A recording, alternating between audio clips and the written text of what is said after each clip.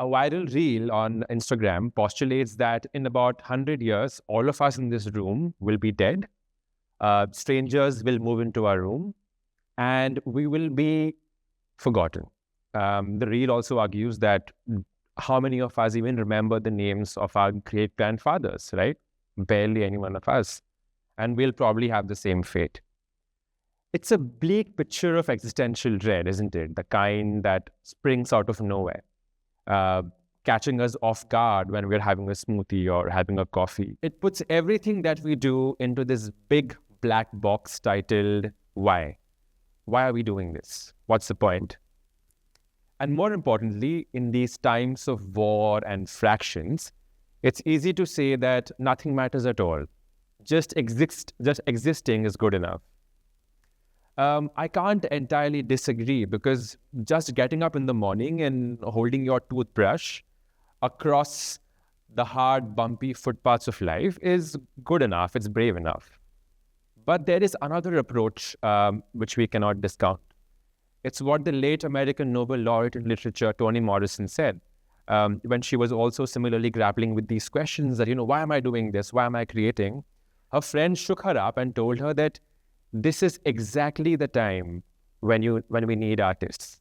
Not when everything is easy, but in times of dread. That's our job.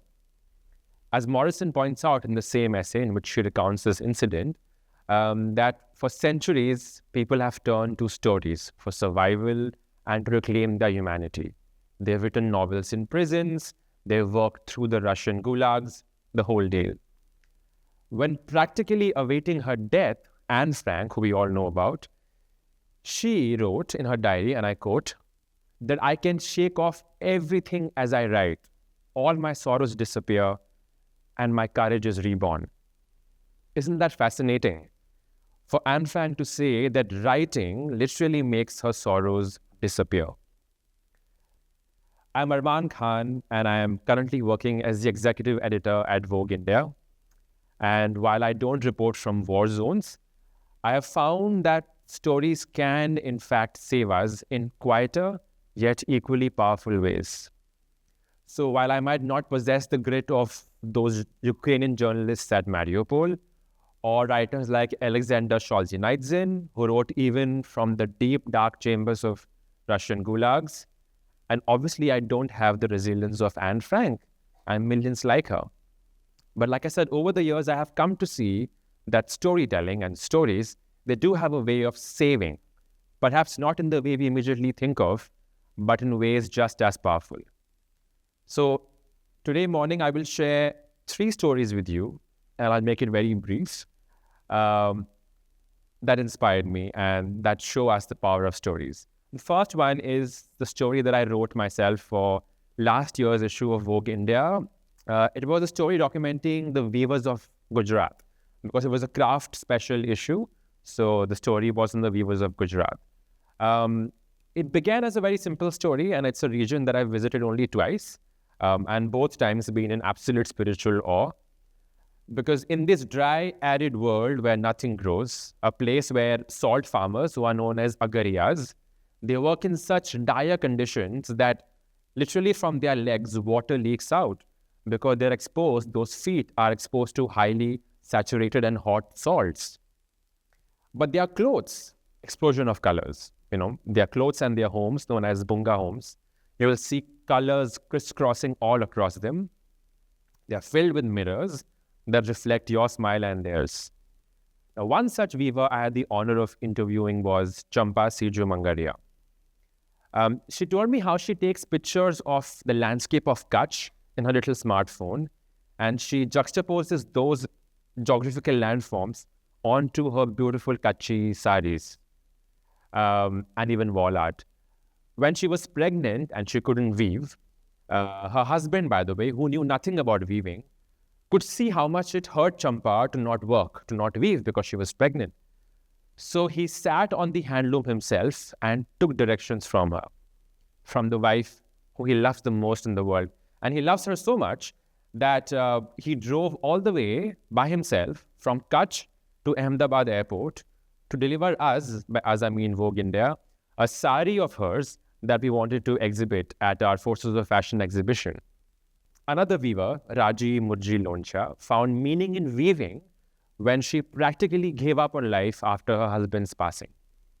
Her sister gifted her a handloom, and she started a collective of women from all across different villages in Kutch using waste, weaving magic with waste. I also interviewed Pachan Siju, who had collapsed on the floor of an oil factory because of its toxic fumes. He never really believed in weaving, but after this incident, he realized what his mother told him, that be selfless like those trees in Kutch, who expect nothing of anyone, and yet they're standing there providing us shade. And last year, he actually wove a beautiful shawl which had that factory where he collapsed and his mother's symbolic tree. It's quite clear, what do all their lives tell us, right? Stories saved all of them. The story of weaving in this case. The fact that all of them could turn their life around through this simple, rebellious act of weaving, just weaving, tells us something. For my second story, let's travel further up north, from Gujarat let's go to Punjab.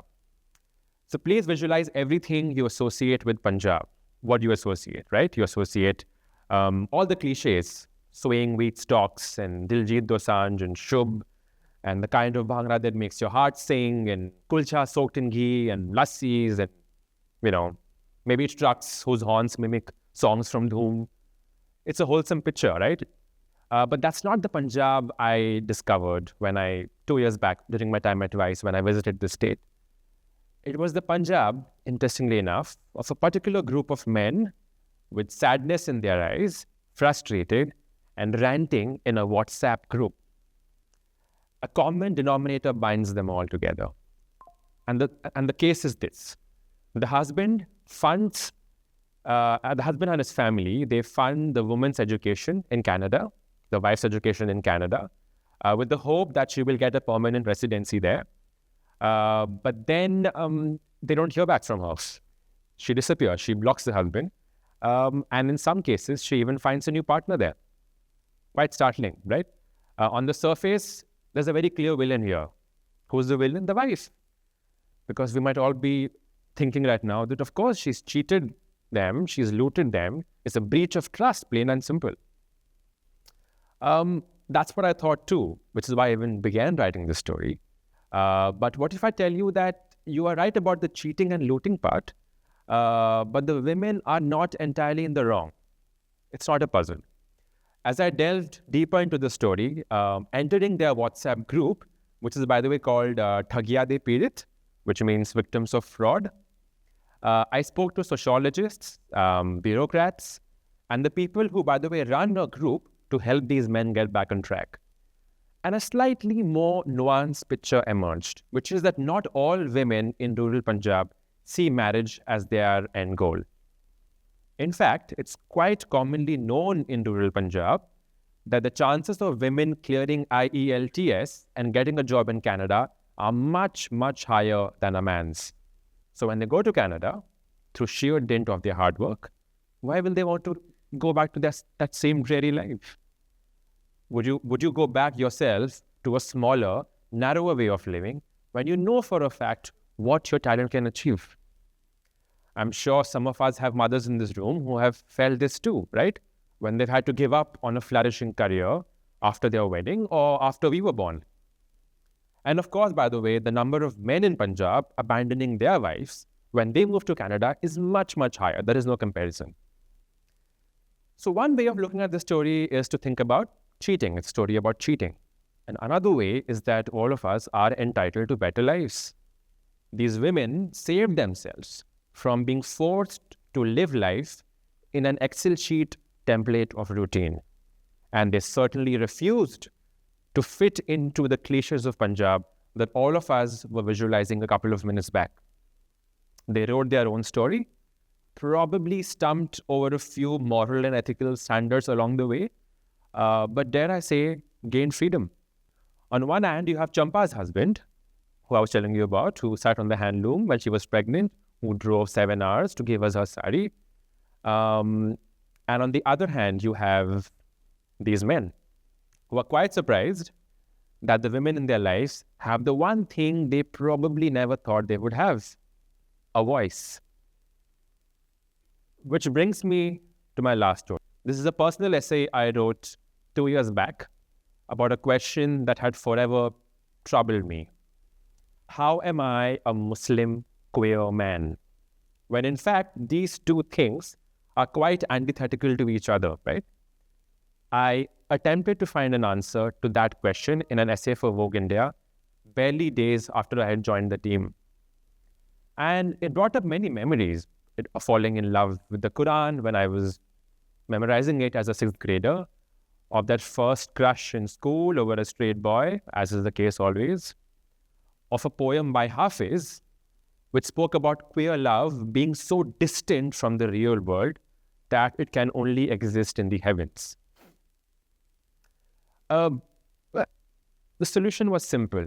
I didn't want to follow a certain version of Islam.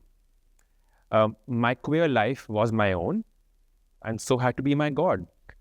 You can call it cherry picking or selective reading or being delusional, but it's a way I slowly crafted for myself, understanding Sufism, immersing myself deeper into the comfortable world created by poets like Hafiz, knowing that love, by definition, can never be unholy. And that when I sit down to pray, I'm not praying to an alien God.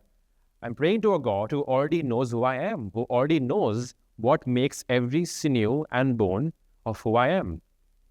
Much like those women from rural Punjab who blocked their husbands on WhatsApp, I also found something which all extremism fears: a voice. So all these three stories, from Punjab to Gujarat to Mumbai, pretty much tell us the same thing. You might have guessed it already. Human race is not doomed. It's not a failed project. And while what that Instagram reel said is true, that we'll all die in about 100 years, it gets one thing wrong. Our stories will always endure.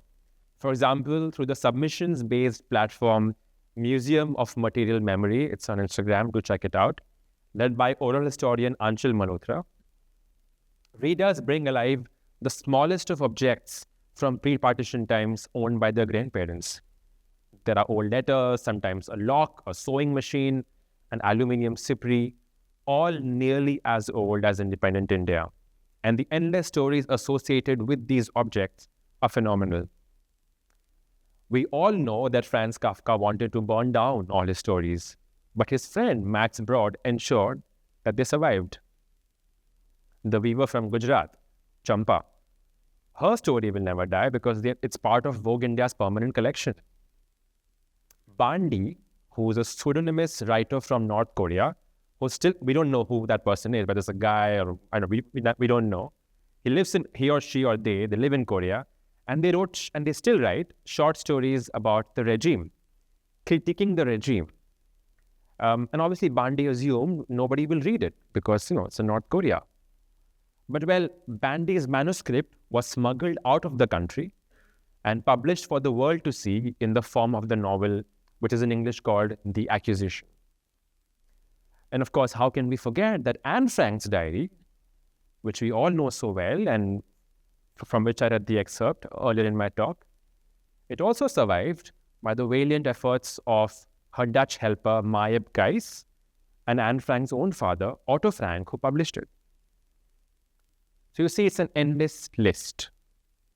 To be a storyteller then is a great responsibility. People believe in stories. That's the very glue of human existence. There would be no point in living if we didn't believe in the stories of our grandparents or those we read in art galleries and museums on the big screens. At the end, all I would like to say is that let's take a moment to reflect on a simple truth. People all over the world, even as we sit in this room, go against it all. They do everything in their power to get us stories that we would have otherwise never seen. And why would they do it if they didn't believe that words can quite literally save us? Thank you.